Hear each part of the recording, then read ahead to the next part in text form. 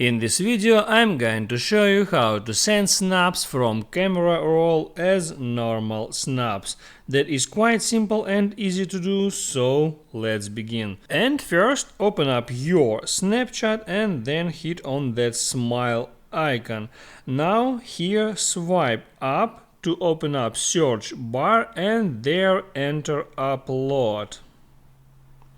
Now here hit on the first template and there it comes the next thing. There is upload button and in that widget now you can switch between different photos from your gallery.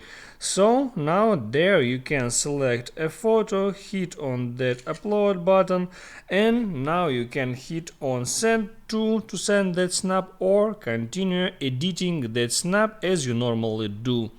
That's how it works. If this video helped you out, don't forget to like and subscribe.